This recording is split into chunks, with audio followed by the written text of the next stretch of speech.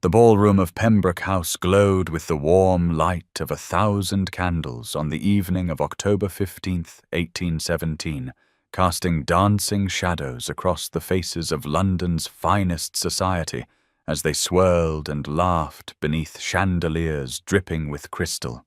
Eleanor Ashworth stood at the edge of the gathering as she always did, a figure in dove-grey silk that marked her as something between mourning and invisibility, neither young enough to be pitied as a hopeful debutante, nor old enough to be respected as a dignified widow, but rather existing in that peculiar limbo reserved for women of 28 years who had committed the unforgivable sin of scandal. She held a slim volume of poetry close to her side, half hidden in the folds of her gown, a small rebellion that no one noticed because no one looked at her anymore. Not really. Not since the disaster 7 years ago, when her engagement to Lord Edmund Fairfax had shattered spectacularly upon his discovery that she, Eleanor Ashworth, unremarkable and plain, had been writing scandalous poetry under a pseudonym that had set certain corners of society aflame with whispered fascination.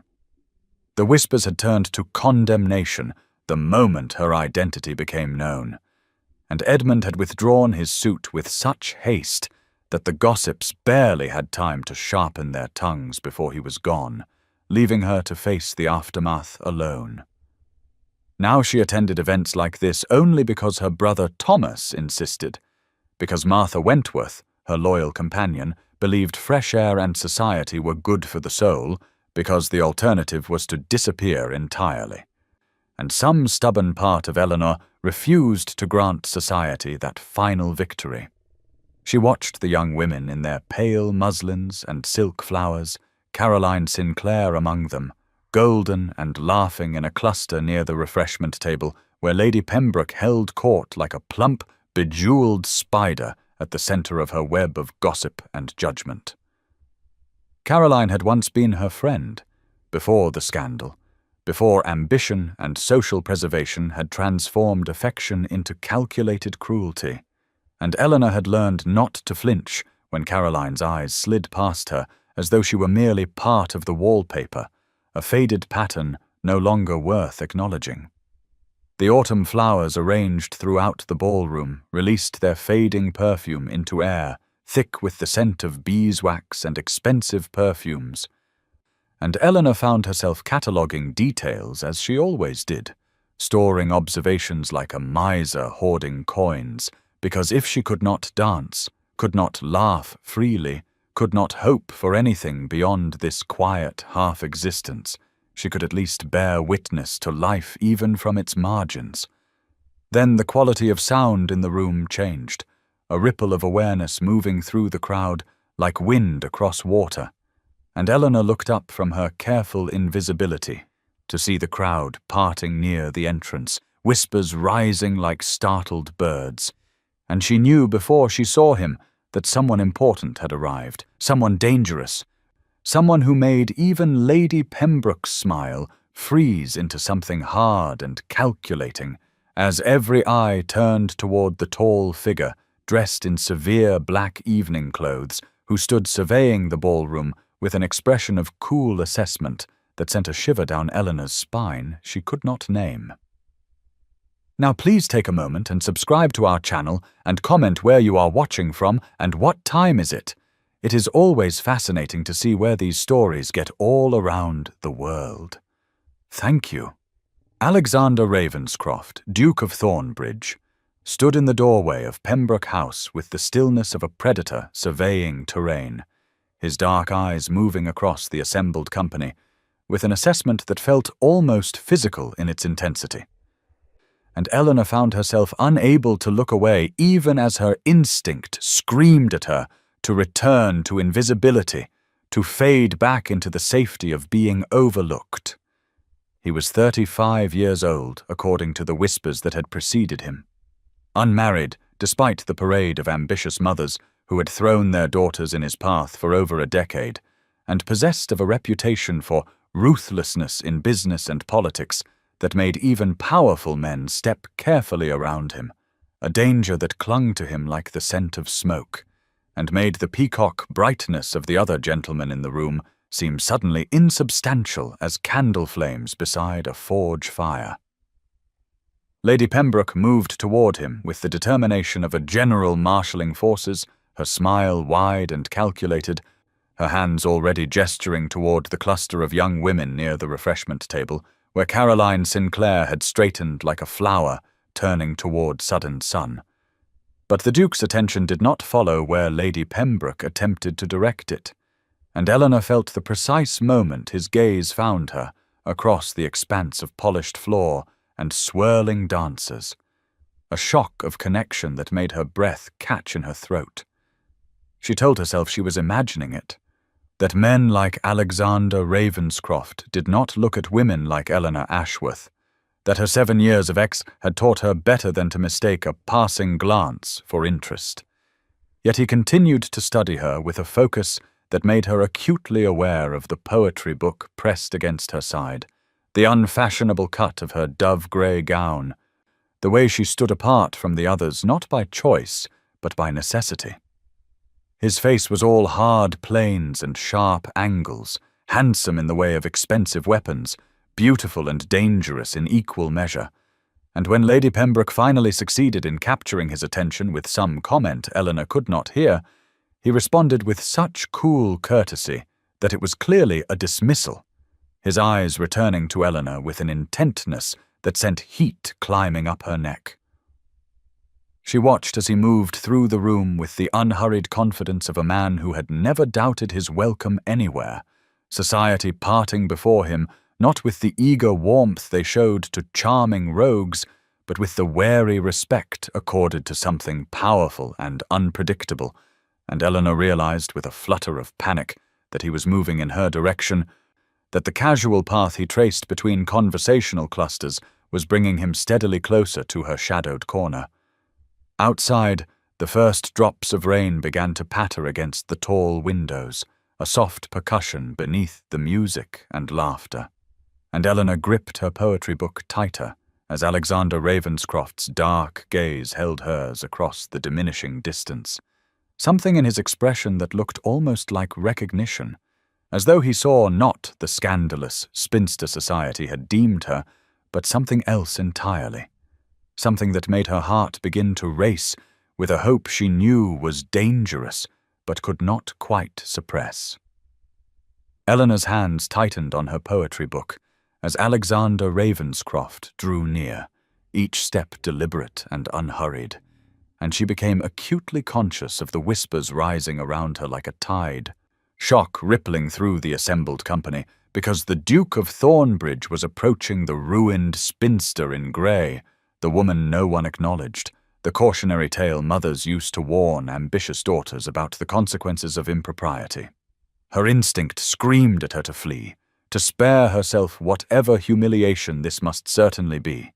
because men of his station did not seek out women of her disgrace except to mock or to proposition, and she felt heat flood her face at the thought, her fingers going numb around the slim volume she clutched like a talisman against disaster. He stopped before her with a grace that seemed impossible for a man of his size and reputation, and up close he was even more devastating. All dark eyes and sharp intelligence. His evening clothes cut with such precision they might have been armor. And when he inclined his head in greeting, the gesture held none of the dismissive politeness she had grown accustomed to, but rather something that looked almost like respect. "Miss Ashworth," he said, and his voice was deeper than she had imagined, cultured and smooth as aged whiskey. "I hope you will forgive my boldness in approaching without proper introduction, but I found myself quite unable to resist making the acquaintance of the only woman in this ballroom who appears to value literature over gossip." Eleanor stared at him, her mind gone blank with shock, because this could not be happening. Dukes did not compliment disgraced spinsters on their reading habits, and she searched his face for signs of mockery but found only genuine interest, his dark eyes steady on hers in a way that made her feel seen for the first time in 7 years. She began, then stopped, her voice emerging as barely more than a whisper, and she cleared her throat and tried again. "I fear you have mistaken me for someone of consequence, Your Grace. I am no one of importance." His expression shifted into something that might have been amusement, except his eyes remained serious, intense in their focus. "On the contrary," he replied,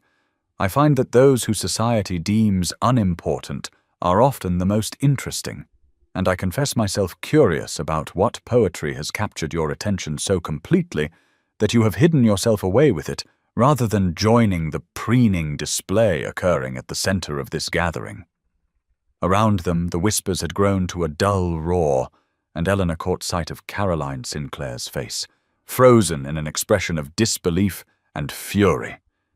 while Lady Pembroke's smile had transformed into something rigid and false, and she knew with sickening certainty that whatever happened next, this moment would be discussed in drawing-rooms across London for weeks to come.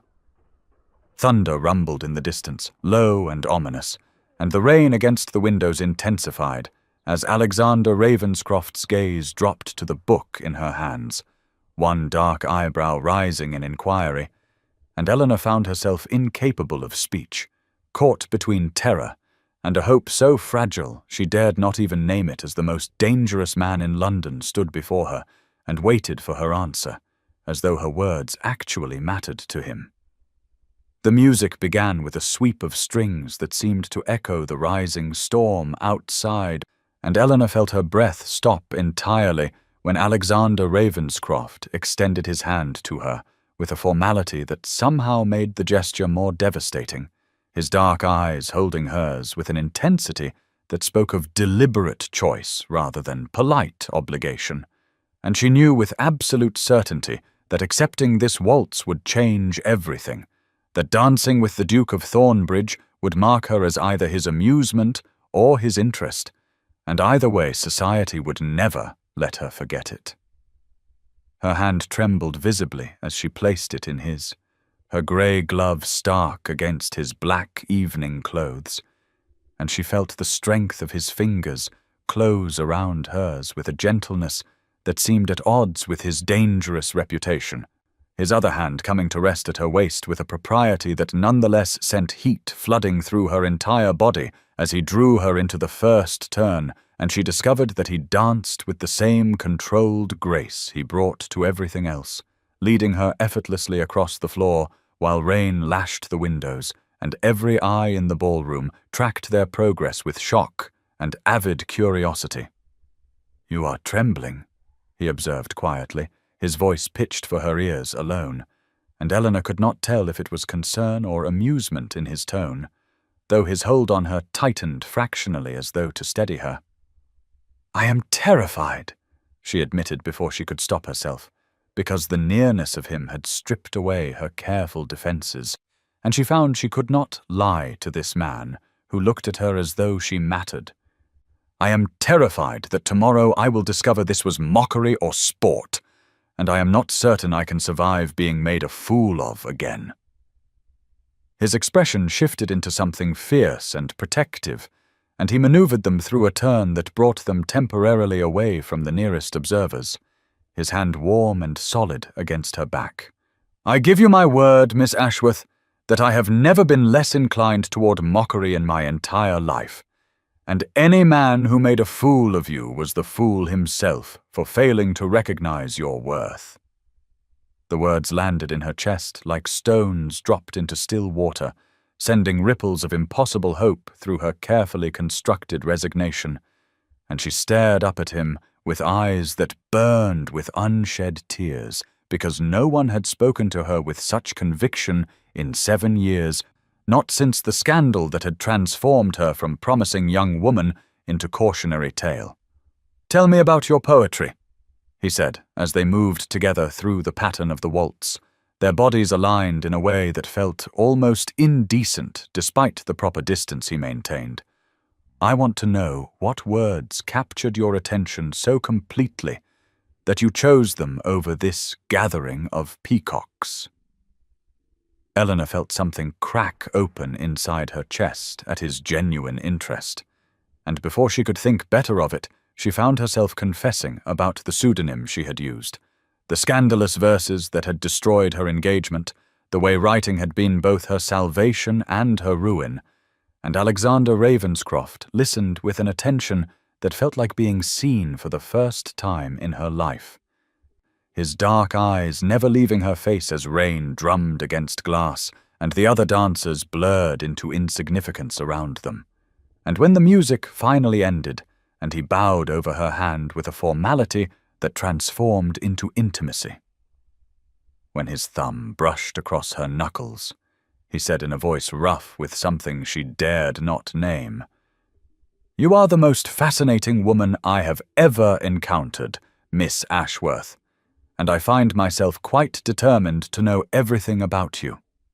Eleanor woke to grey morning light filtering through rain-streaked windows and the immediate crushing weight of consequence. Her body exhausted from a sleepless night, spent alternating between reliving every moment of Alexander Ravenscroft's arms around her and imagining the social devastation that must surely follow, because dukes did not dance with ruined spinsters without purpose, and she could not fathom what his purpose might be, except perhaps cruel amusement or a wager among his set, though his eyes had seemed so sincere and his touch so careful that her traitorous heart kept insisting it had been real, even as her mind catalogued all the ways she had made everything infinitely worse for herself. Martha Wentworth appeared at 10 o'clock with tea and the expression of grim concern that Eleanor had come to recognize over their 5 years together, the older woman's lined face softening with sympathy as she set the tray down and drew back the curtains, despite Eleanor's protest, letting in the pale light of a morning that matched Eleanor's mood with its persistent drizzle and low clouds. "Something happened last night," Martha said quietly. And it was not a question, but rather an invitation, and Eleanor found herself confessing everything while her tea grew cold, the words tumbling out about the dance and his questions and the way he had looked at her as though she mattered.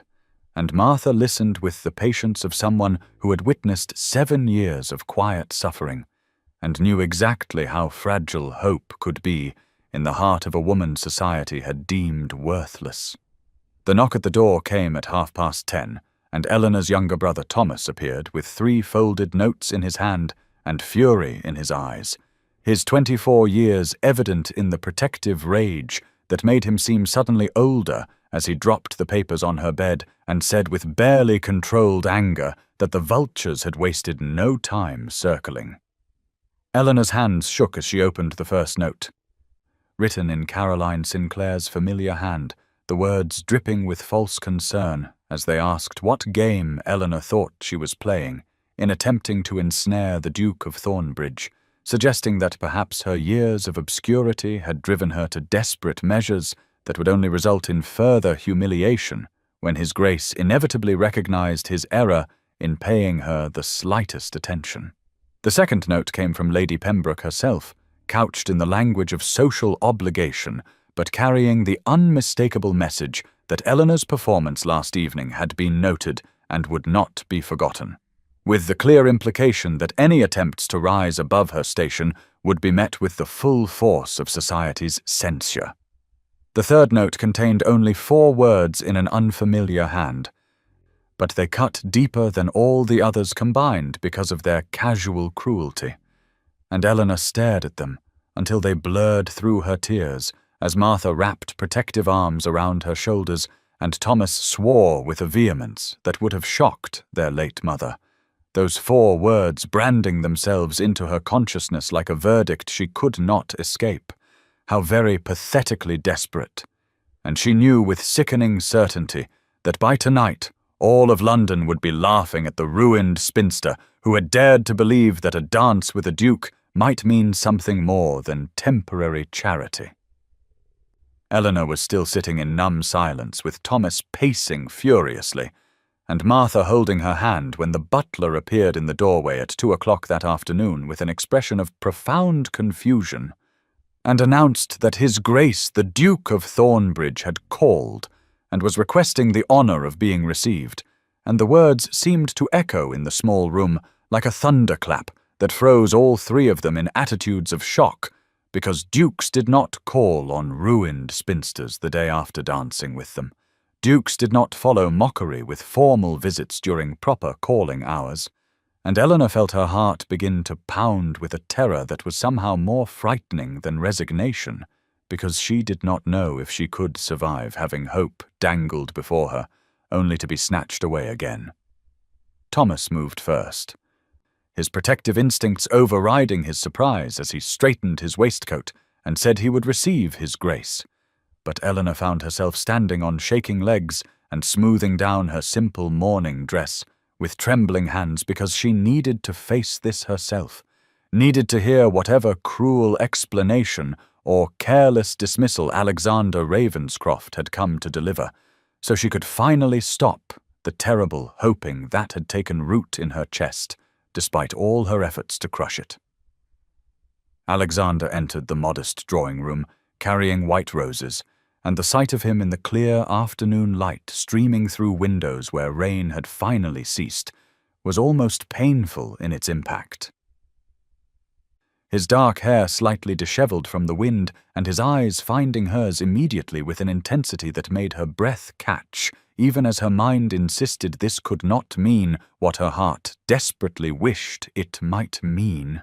"Miss Ashworth," he said with a formality that seemed deliberate, his voice carrying none of the mockery she had steeled herself to hear. "I apologize for calling without prior arrangement, but I found I could not wait another day to make my intentions clear to you and to your brother." Eleanor stared at him in confusion, while Thomas moved protectively to her side, and Martha gripped her hand hard enough to hurt,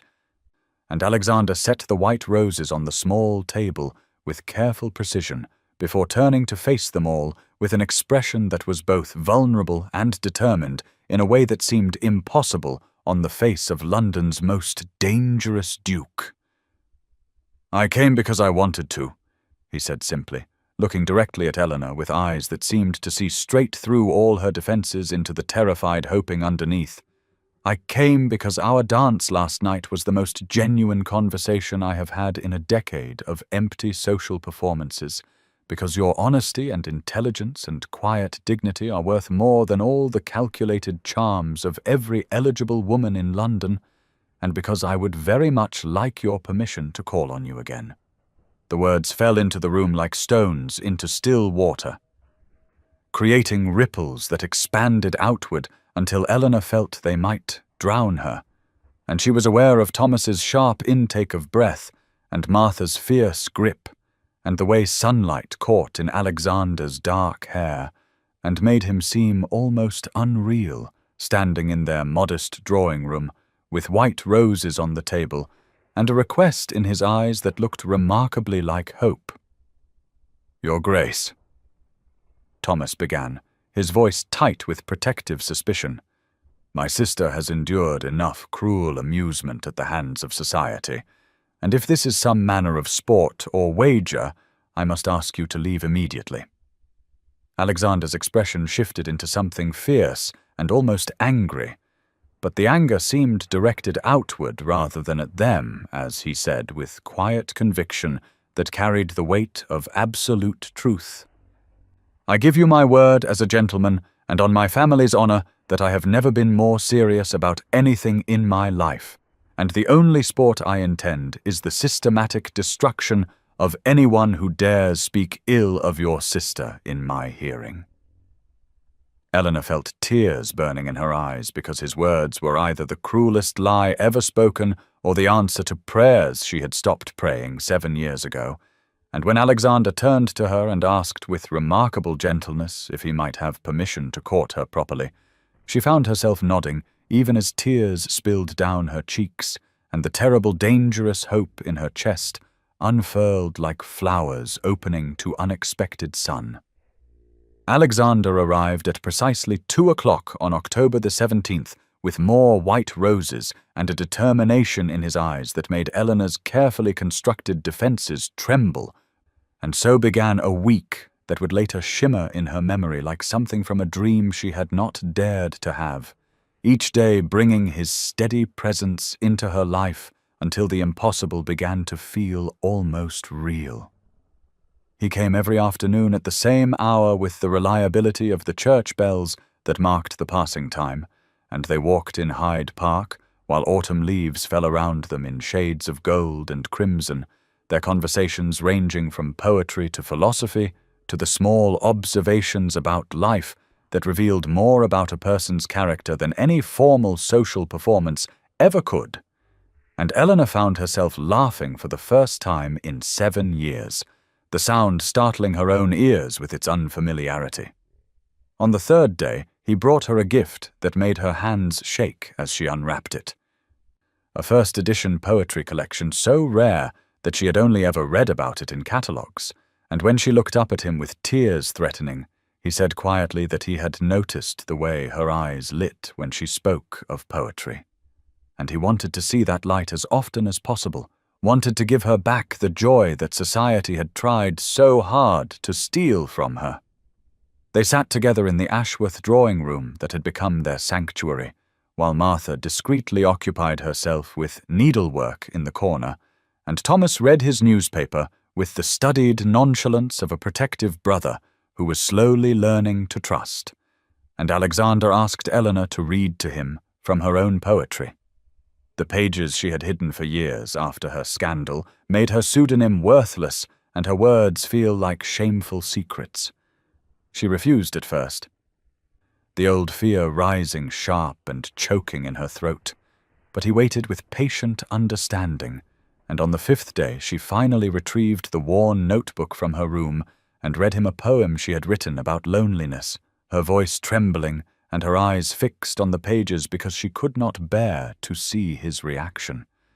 And when she finished, there was a silence that seemed to stretch for eternity before he said with rough emotion that her words were beautiful and true, and anyone who had made her feel otherwise was a fool who deserved neither her poetry nor her presence.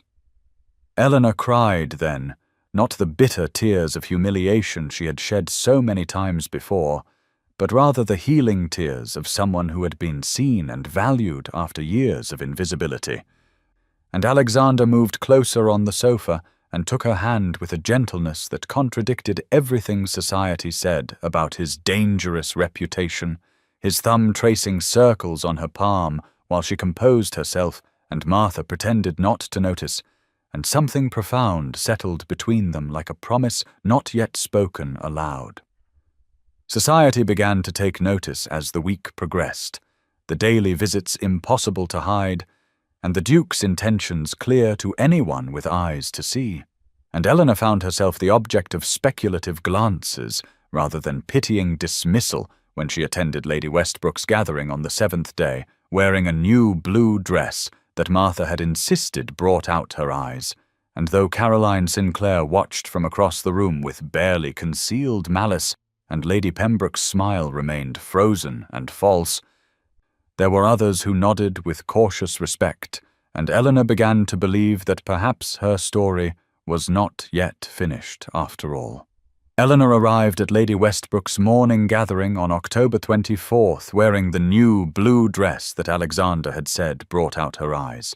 and for the first time in 7 years she felt something dangerously close to happiness as she entered the drawing room where morning sunlight streamed through tall windows and illuminated the gathered society women who turned to look at her with expressions that ranged from curiosity to calculation,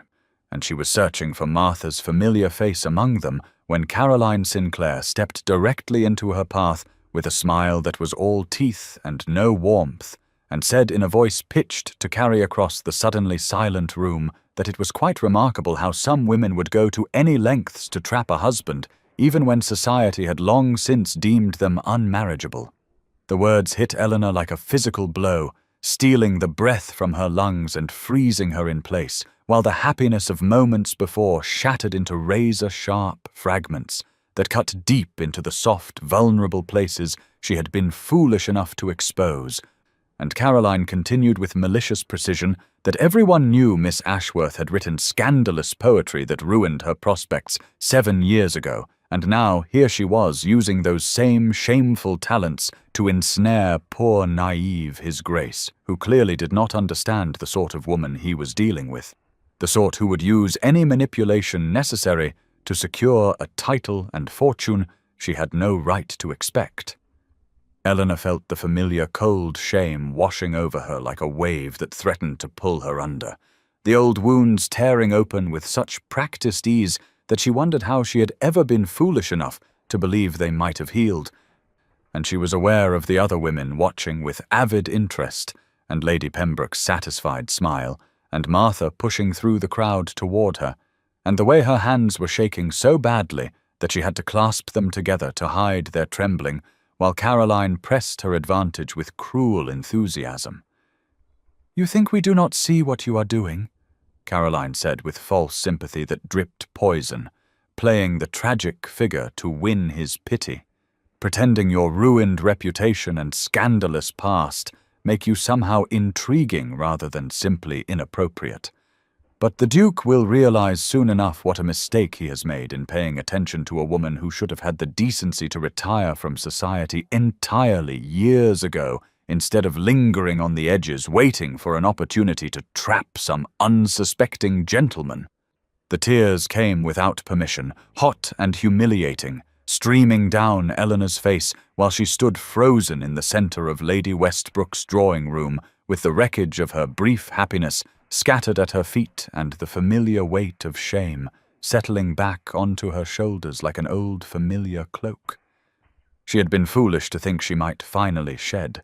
and she was turning to flee when she heard Martha's sharp intake of breath and saw every face in the room suddenly looking past her toward the doorway, where Alexander Ravenscroft stood, with an expression of such cold fury that the temperature in the sun-filled room seemed to drop 20 degrees, and Caroline's triumphant smile froze into something resembling terror. Alexander's voice cut through the drawing room like a blade forged in Arctic ice, each word precise and laced with the sort of cold fury that had built his dangerous reputation across London's ballrooms and Parliament's halls, and he said Miss Sinclair with such cutting formality that Caroline visibly flinched, while every other woman in the room seemed to stop breathing entirely. "I was not aware that you had appointed yourself the arbiter of who deserves my attention or my regard, nor do I recall requesting your opinion on matters that are frankly none of your concern." He moved into the room with predatory grace, while Eleanor stood frozen with tears still streaming down her face, and Martha positioned herself protectively at her side, and the Duke's dark eyes never left Caroline's increasingly pale face as he continued in that same terrifyingly calm tone that was somehow more frightening than any shout could have been, cataloguing with brutal precision exactly how Caroline's own past was far from spotless, given her pursuit of 3 different titled gentlemen before settling for Mr. Sinclair when her dowry proved insufficient to secure anyone better, and how her current financial situation was rather precarious, given her husband's gambling debts that were only manageable because of business arrangements with families like the Ravenscrofts, who could withdraw their support at any moment. Caroline's smugness had evaporated into something resembling terror as she realized she had miscalculated catastrophically, and Lady Pembroke's satisfied smile had frozen into horrified understanding that she had aligned herself with the wrong side of this confrontation, while Alexander turned his attention briefly to Eleanor with an expression that gentled into protective tenderness before he looked back at Caroline and said in a voice that promised absolute destruction that if she ever spoke Miss Ashworth's name again in any context other than respectful admiration, he would personally ensure that her husband's debts were called in immediately and the Sinclair family found themselves cut off from every line of credit and social invitation in London. The threat hung in the air like a sword waiting to fall, and Caroline had gone from pale to grey as the full weight of what she had done crashed down upon her. And Alexander continued with relentless precision that Miss Ashworth possessed more intelligence, grace, and genuine character in her smallest finger than Caroline had managed to cultivate in her entire being,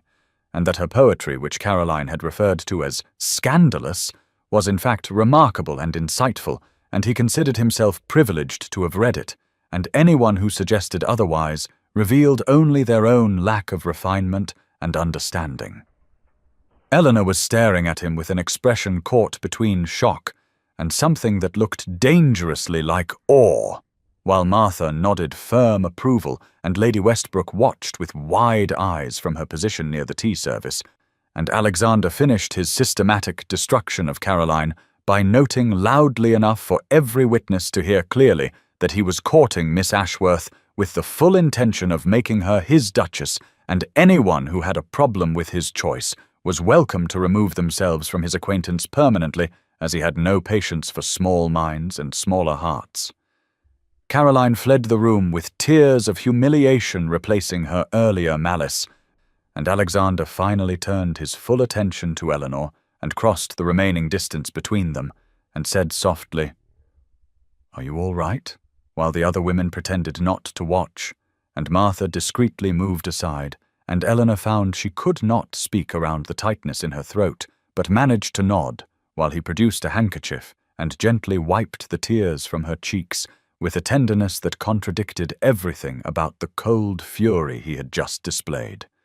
Alexander brought Eleanor home in his carriage at 4 in the afternoon of October 24th, and when Thomas opened the door and saw Eleanor's tear-stained face and the Duke's protective stance beside her, he stepped aside without question and allowed Alexander into their modest drawing-room where late afternoon golden light streamed through windows that overlooked the small garden already touched by autumn's chill, and Martha appeared long enough to bring tea with hands that trembled slightly with emotion before she quietly withdrew and pulled Thomas with her, leaving Eleanor and Alexander alone in a silence that felt thick with everything unspoken between them. Eleanor sat on the settee near the fire that Martha had lit against the cooling day, and Alexander took the chair across from her rather than sitting beside her. And she understood he was giving her space, even though every line of his body suggested he wanted to gather her close and protect her from every cruel word the world might ever speak. And the understanding of that restraint made something crack open in her chest, where she had been holding all her careful defenses. "I am sorry you had to witness that," she said finally, her voice still rough from crying. "And I am sorry Caroline involved you in my scandal, and I understand if you wish to distance yourself from me now that you have seen how society truly views me and how association with me will only bring you difficulty." Alexander leaned forward with his elbows on his knees and his dark eyes fixed on her face with an intensity that made her breath catch. And he said, "Eleanor," and the use of her given name without permission sent warmth flooding through her. "Do you truly believe I defended you today because of some passing fancy or sense of duty that I might now abandon when faced with inconvenience?" She could not answer because her throat had closed around words she was afraid to speak, and he continued in that same low voice that seemed to resonate in her bones. "I noticed you at Lady Pembroke's ball because I recognized something in your eyes that I have seen in my own mirror for years, a loneliness that comes from being seen only as society defines you rather than as you truly are. And I approached you because I wanted to know the woman behind that careful dignity you wear like armor against a world that has judged you unfairly." The tears came again, but these felt different than the humiliated ones from earlier. These felt like something breaking open rather than breaking apart. And Alexander moved from his chair to sit beside her on the settee and took her hand in both of his with a gentleness that seemed at odds with his dangerous reputation, and his thumbs traced circles on her palm while he told her that he had been lonely in ways that had nothing to do with being alone, surrounded by people who wanted his title or his wealth or his influence, but never simply him. "I have spent 35 years being the dangerous Duke of Thornbridge," he said quietly, "the man mothers warn their daughters about, and fathers court for advantageous marriages. and I grew tired of the performance and the emptiness of it all. And then I saw you watching the ballroom, with intelligence and compassion in your eyes, while society dismissed you as inconsequential. And I thought perhaps here is someone who might understand what it is to be unsint. Eleanor found her voice finally, and said, I was afraid to hope that your attention was real, afraid that hoping would make the inevitable disappointment unbearable when you realized I am exactly what society says I am. A ruined woman with a scandalous past who will bring you nothing but difficulty. Alexander lifted her hand to his lips and pressed a kiss to her knuckles that sent heat racing up her arm, and he said, You bring me the possibility of being seen and known and valued for something other than my title, and that is worth more than all the social approval in London. And Eleanor felt the last of her walls crumbling as she leaned forward until their foreheads touched, and whispered, I think I am falling in love with you. And his breath caught, and he said with fierce tenderness, Good, because I am already halfway lost in Alexander arrived at the Ashworth townhouse at precisely 3 in the afternoon on October 25th, with a nervousness he had not felt in more than a decade, thrumming through his veins like something alive and unpredictable. And when Thomas admitted him to the drawing-room, where afternoon sunlight streamed through the windows in golden bands that illuminated Eleanor sitting near the fire, in a gown the color of spring leaves, he felt his carefully prepared words dissolve into something far more fundamental and true. Eleanor rose when he entered, and he could see she was barely breathing, her hands clasped so tightly together that her knuckles had gone white, and he realized with a surge of tender protectiveness that she was terrified this might not be what she hoped, terrified that even after everything he had said and done, she might still be disappointed. And the knowledge that society had taught her to doubt her own worth so thoroughly made him want to destroy every person who had ever made her feel less than extraordinary. He crossed to her and took both her hands in his and felt them trembling. And he said, Eleanor, I had planned a very eloquent speech about duty and compatibility and advantageous arrangements, but I find I cannot lie to you even in service of romance, so I will tell you the plain truth instead. She was staring up at him with those intelligent eyes that had first captured his attention, and he continued in a voice that was rougher than he intended because emotion was making it difficult to maintain his usual controlled composure. I have spent 35 years building walls around myself and learning to trust no one, and in 10 days you have managed to dismantle every defense I thought was impenetrable, and I find I do not want to rebuild them because being known by you is worth the vulnerability of being seen. He watched a tear slip down her cheek and reached up to catch it with his thumb while he said, I am not a comfortable man to love. I have a dangerous reputation that is at least partially earned, and a tendency toward ruthlessness that will not disappear simply because I have found someone worth being gentle for. But I swear to you that I will spend the rest of my life ensuring you never doubt your worth or your place beside me.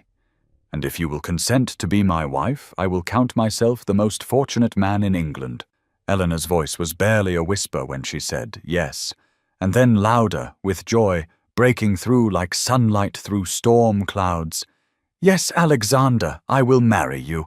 And he pulled a ring from his pocket that had belonged to his grandmother, a sapphire the color of midnight surrounded by diamonds that caught the afternoon light and scattered it into rainbows. And he slid it onto her finger while saying, This ring has waited 40 years for a woman worthy of wearing it, and I am grateful it waited for you. She was crying openly now, but smiling through the tears, and she said, I love you with such fierce certainty that his breath caught, and he drew her into his arms and kissed her with all the loneliness and longing and hope that had been building between them since that first waltz, and the kiss tasted of salt from her tears and felt like coming home after a lifetime of wandering. And when they finally broke apart, he rested his forehead against hers and said, I love you. Eleanor Ashworth, soon to be Ravenscroft, and I will make certain the entire world knows it." Thomas and Martha must have been hovering nearby because they appeared almost immediately when called, and Thomas shook Alexander's hand with tears in his own eyes, while Martha embraced Eleanor and whispered blessings, and somewhere in the distance church bells began to ring, as though the city itself was celebrating this unexpected joy. The announcement appeared in the London Times on the morning of October 26, 1817, stating that Alexander Ravenscroft, Duke of Thornbridge, was pleased to announce his engagement to Miss Eleanor Ashworth, and by noon the news had spread through fashionable London like wildfire through dry grass, sparking reactions that ranged from shocked disbelief to calculating reconsideration of a woman society had dismissed as ruined and irrelevant.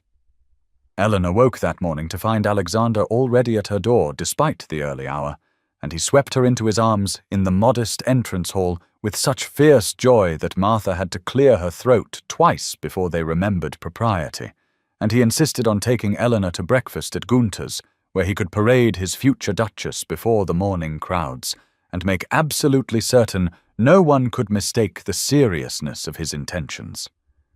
The sapphire ring glittered on Eleanor's left hand as they walked through Berkeley Square with the late October air crisp and cold around them, and she caught sight of Lady Westbrook crossing the street to greet them with congratulations that seemed genuinely warm,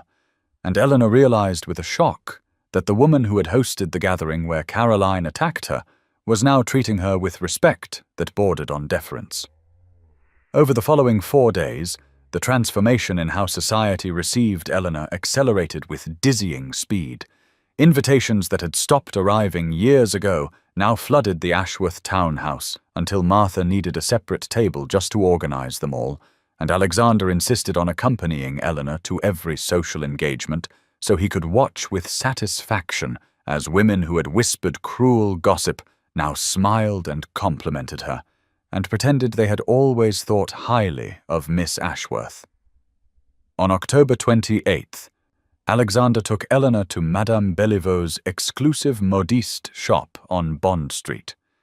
where he had made an appointment for her trousseau, and he sat in the private fitting room with masculine patience while Madame brought out silks and satins and laces in every color imaginable, and when Eleanor protested that she could not possibly need so many gowns, Alexander said with that dangerous smile that made her heart race that his duchess would be dressed in a manner befitting her position, and he would tolerate no arguments on the matter. Eleanor stood on the fitting platform in a gown of deep emerald silk that made her eyes luminous while Madame pinned the hem. And she caught Alexander's gaze in the mirror and saw such naked desire and possessive pride in his expression that heat flooded through her, and Madame made a knowing sound and suggested perhaps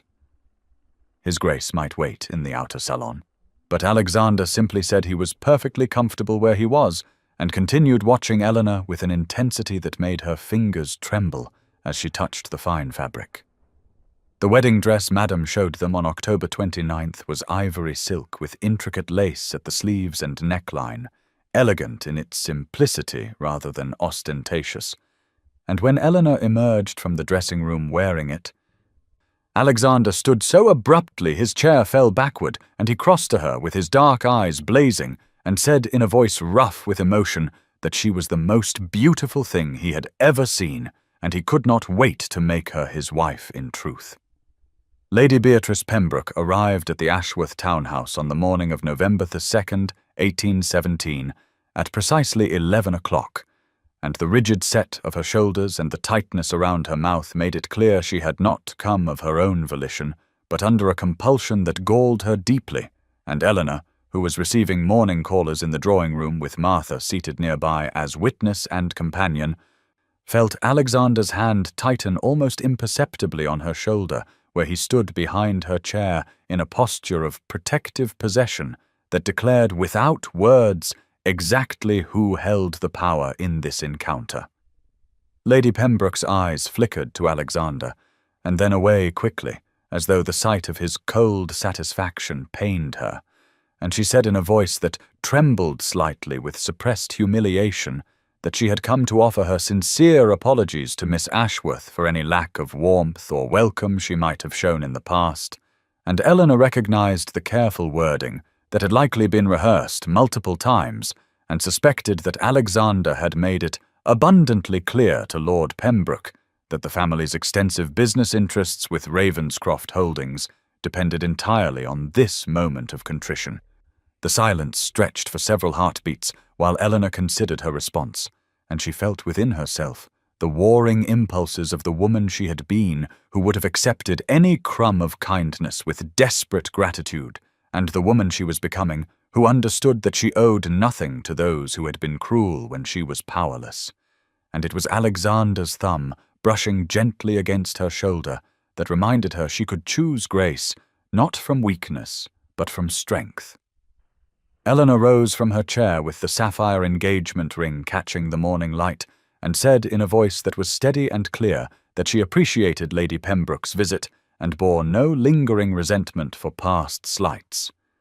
And she saw the flash of surprise in the older woman's eyes at being granted forgiveness so readily when they both knew Eleanor could have exacted a more painful revenge. Lady Pembroke's relief was visible as she expressed her hope that Miss Ashworth and the Duke would attend her winter ball in December, and Eleanor glanced up at Alexander, who gave her the smallest nod of permission to decide for herself. And she said they would be delighted to attend.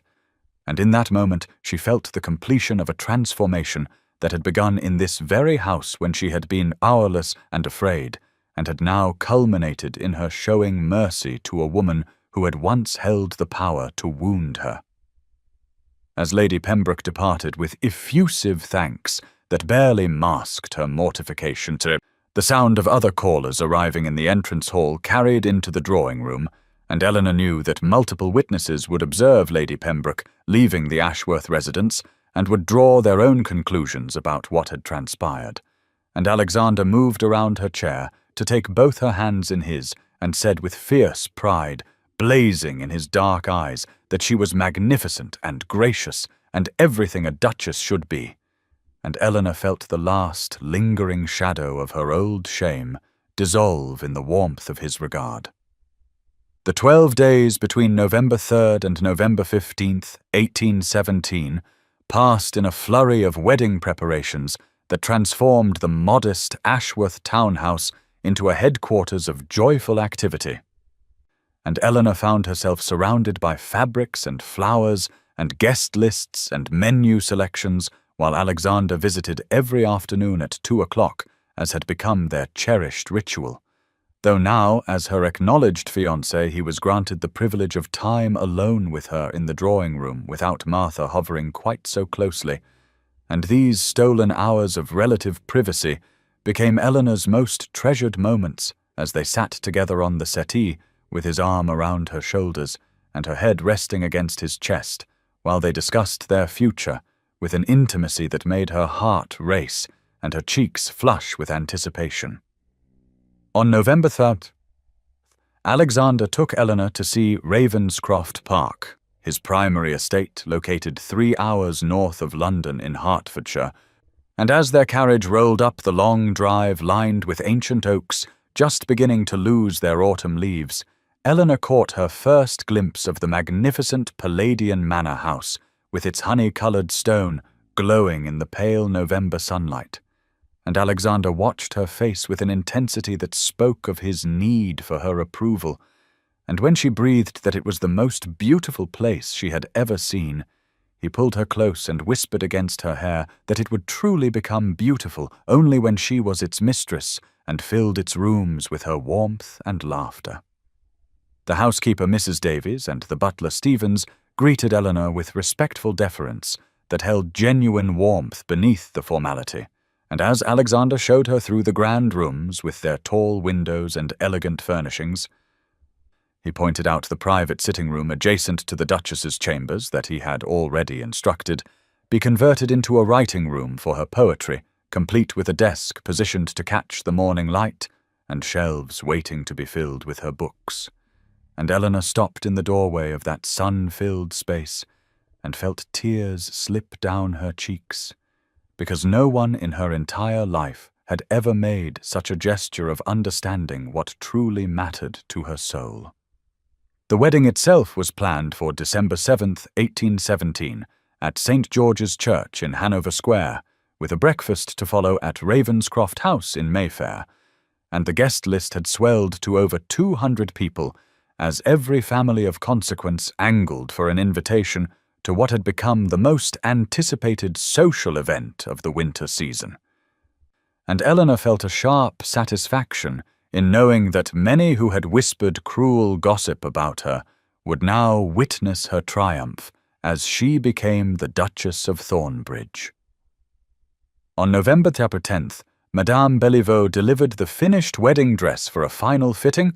and when Eleanor stood before the mirror in the ivory silk gown with its delicate lace and pearl buttons running down the back,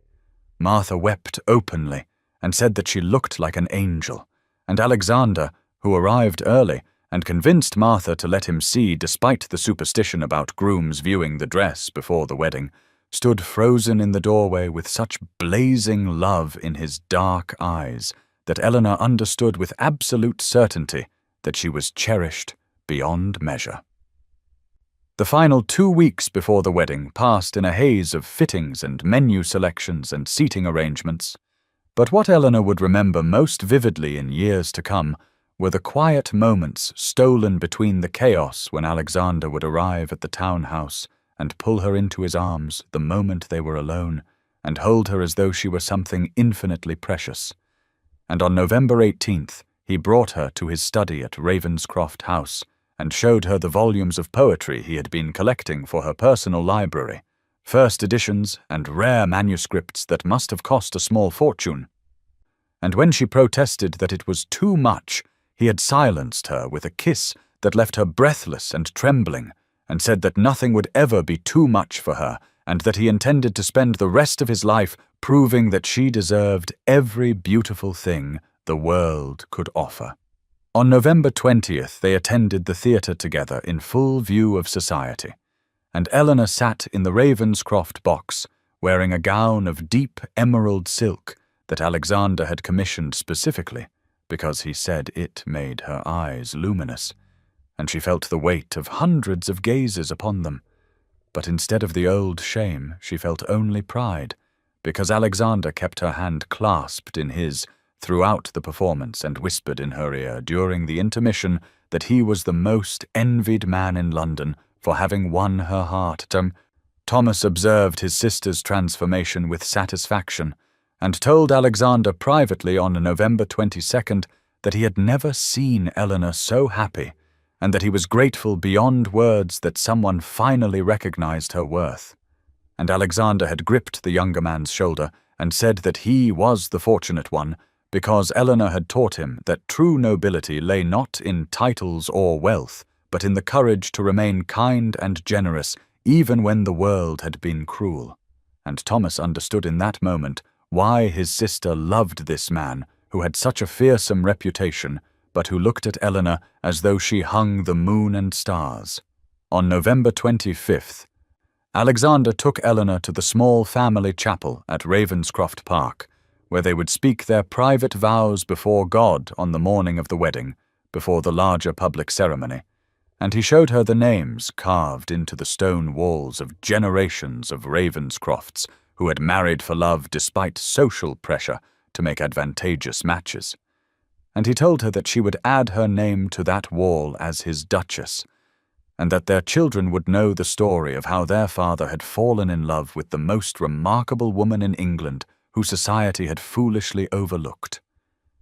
The nights grew longer and colder as December approached, but Eleanor had never felt warmer or more alive as she lay in her bed at the Ashworth townhouse, counting the days until December 7th, when she would walk down the aisle of St. George's and bind her life to Alexander's forever. And Martha would find her sometimes standing at the window with the sapphire engagement ring catching the lamplight, and a smile of such perfect contentment on her face that the older woman would offer a silent prayer of thanksgiving that her dear girl had finally found the love she had always deserved. The days between November 28th and December 6th, 1817, passed with an agonizing slowness for Eleanor, despite the constant whirlwind of activity as final preparations consumed every waking hour, and she found herself caught between desperate impatience to become Alexander's wife and a strange melancholy at leaving behind the quiet life she had known for so long in the modest Ashworth townhouse,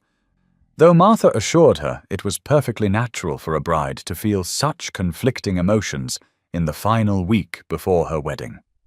On November 30th, Alexander arrived at the townhouse with a velvet box containing a gift he insisted she open immediately, despite her protests that he had already given her far too much,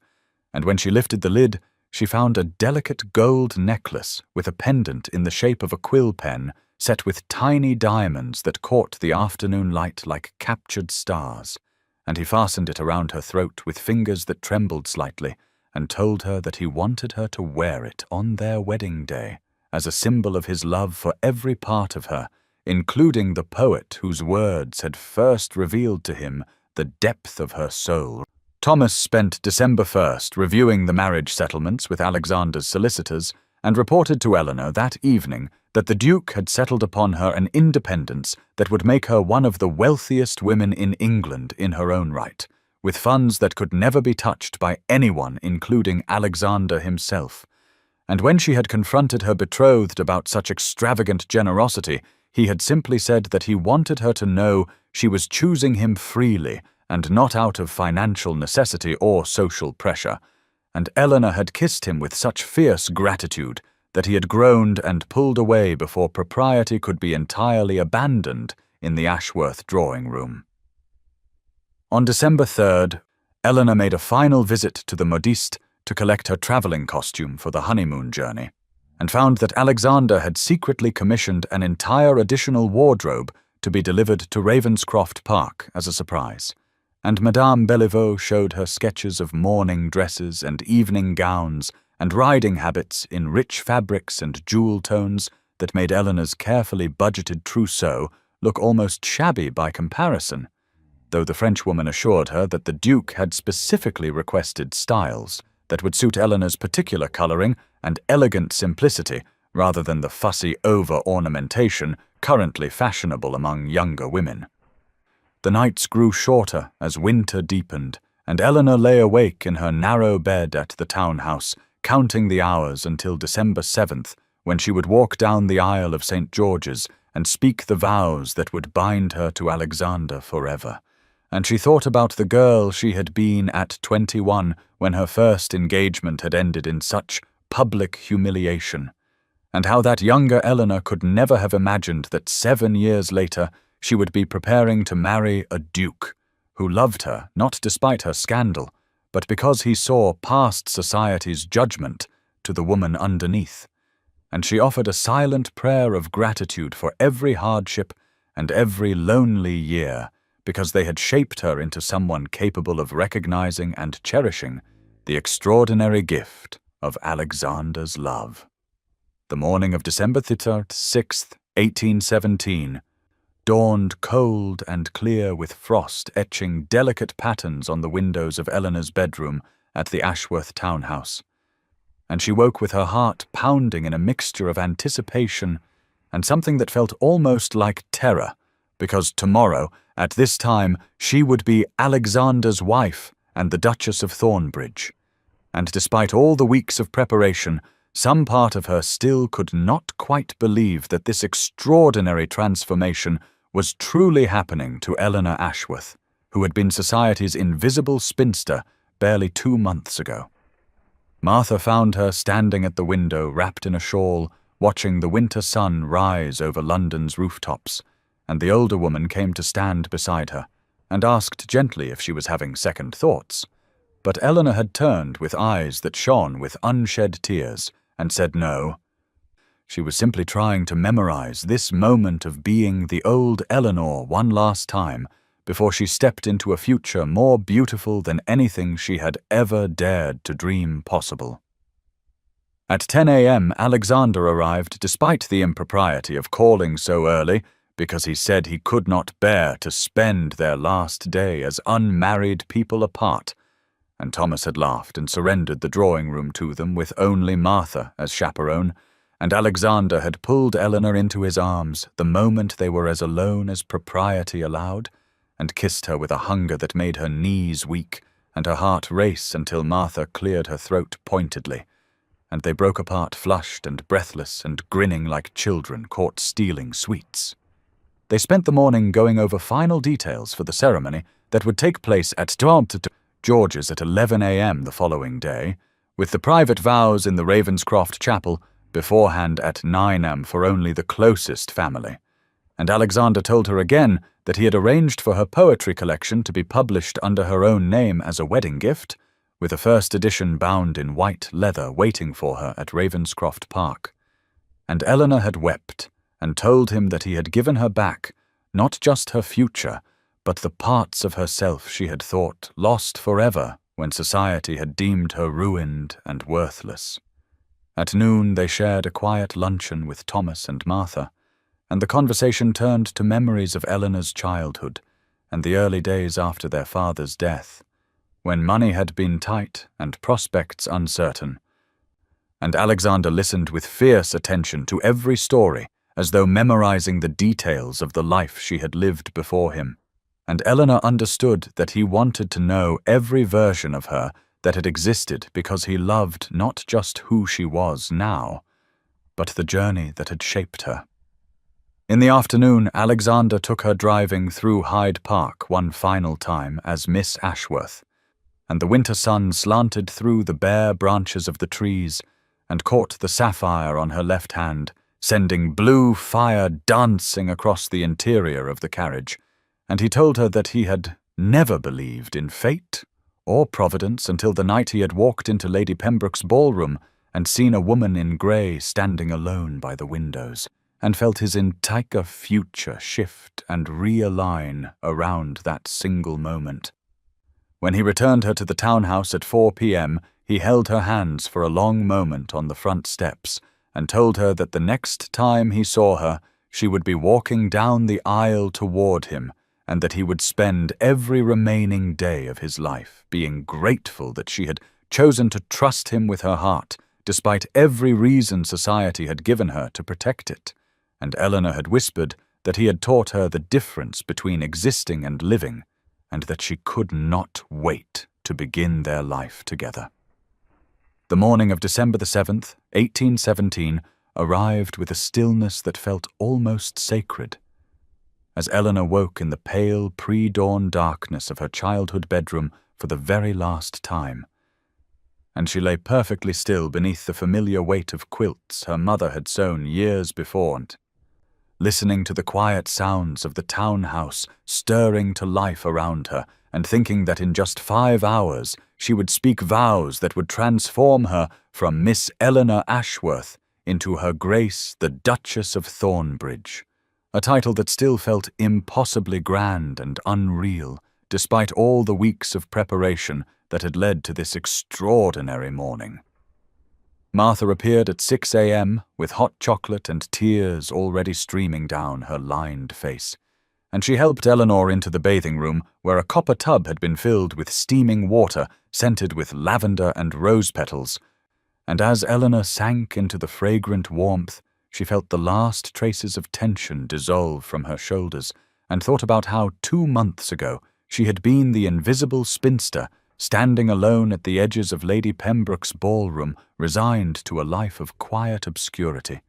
and now she was preparing to marry a man who loved her with a fierce devotion that still took her breath away whenever she allowed herself to fully comprehend the magnitude of what was happening. At 7 a.m., Thomas knocked softly, and entered to find his sister wrapped in a dressing gown with her dark hair loose around her shoulders, and he crossed the room to take both her hands in his and told her with a voice thick with emotion that their father would have been so proud to see her marry a man worthy of her intelligence and courage and kindness. And Eleanor had embraced him tightly and whispered that none of this would have been possible without his steadfast support during the 7 years when society had deemed her ruined and worthless, and they stood together in the quiet morning light, sharing a moment of profound gratitude for the journey that had brought them to this day. Martha and two maids began the elaborate process of dressing Eleanor at 7:30 m.m. First the delicate silk stockings and embroidered chemise, then the corset laced just tight enough to create an elegant silhouette beneath the wedding gown. And finally, the dress itself was lifted carefully over her head and settled into place with a whisper of ivory silk and Belgian lace. The bodice fitted perfectly to her slender frame, and the skirt falling in graceful folds that caught the morning light like captured moonbeams. And when Martha fastened the gold necklace with the diamond quill pendant around Eleanor's throat and arranged the simple wreath of white roses and winter greenery in her dark hair, Eleanor looked at her reflection in the mirror and saw not the plain, overlooked spinster society had dismissed, but a woman transformed by love into someone beautiful and worthy and chosen. At 8:30 a.m., Alexander's carriage arrived to transport Eleanor and Thomas to the Ravenscroft private chapel for the intimate family ceremony that would precede the public wedding at St. George's, and as Eleanor descended the stairs of the townhouse for the final time as Miss Ashworth, she carried a bouquet of white roses and ivy, and wore her mother's pearl earrings, and felt her heart beating so hard she thought it might burst through the silk bodice of her wedding gown. And Thomas handed her into the carriage with such tender care that she had to blink back tears because she knew he was remembering the devastated girl she had been 7 years ago when her first engagement had ended in scandal and humiliation. And she squeezed his hand and smiled to show him that she was not that broken girl anymore, but a woman who had learned that sometimes the greatest blessings come disguised as disasters, and that true love is worth every moment of waiting and every tear shed in loneliness during the long years before it finally arrives. The Ravenscroft private chapel was a small jewel box of ancient stone and stained glass tucked into the grounds of the family's London estate. And when Eleanor's carriage pulled through the gates at 8:45 a.m., she saw Alexander standing on the chapel steps in the December morning light, wearing formal black attire with a burgundy waistcoat, and looking so handsome and nervous that her heart clenched with fierce love.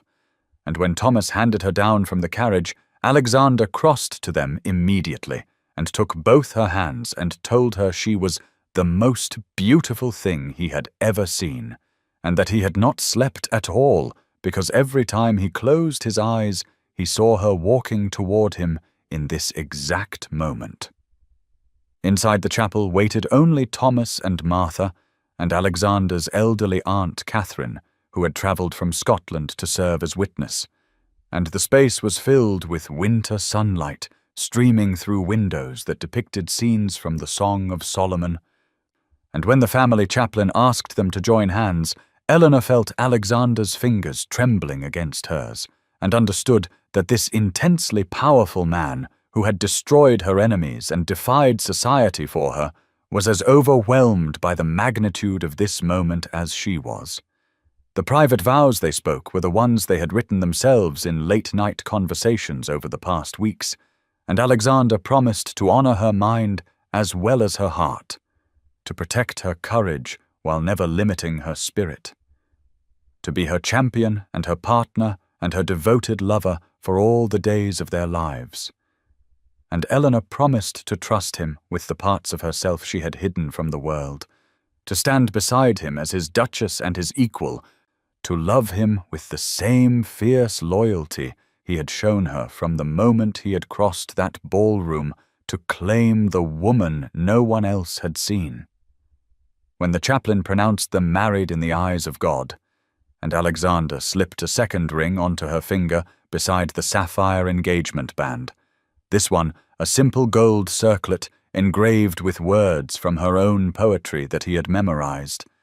Eleanor felt tears spill down her cheeks, and Alexander cupped her face in both hands and kissed her with such tender reverence that she heard Martha sob behind them, and felt the last fragments of the broken, frightened girl she had been for 7 years finally dissolve and transform into the woman she was always meant to become. They stayed in the chapel for 15 minutes after the ceremony, while Martha fussed with Eleanor's dress, and Thomas embraced his new brother with obvious emotion, and Alexander kept Eleanor's hand clasped in his, as though afraid she might disappear if he released her.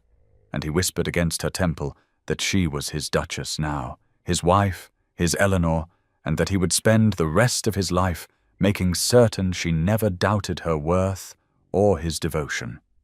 At 9:30 a.m. they climbed back into the carriage for the short drive to St. George's, where 200 guests waited for the public ceremony that would formally announce to all of London society that the dangerous Duke of Thornbridge had married the woman they had dismissed as a ruined spinster. And as the carriage rolled through the winter morning streets, Eleanor looked down at the 2 rings on her left hand and thought about how completely her life had transformed in the 8 weeks since that October evening, when she had stood alone at the edges of Lady Pembroke's ballroom, resigned to invisibility.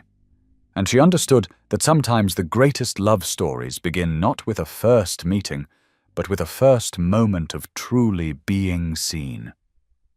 The public ceremony at St. George's began at 10 a.m. on December 7th, with every pew filled with London society's most influential families,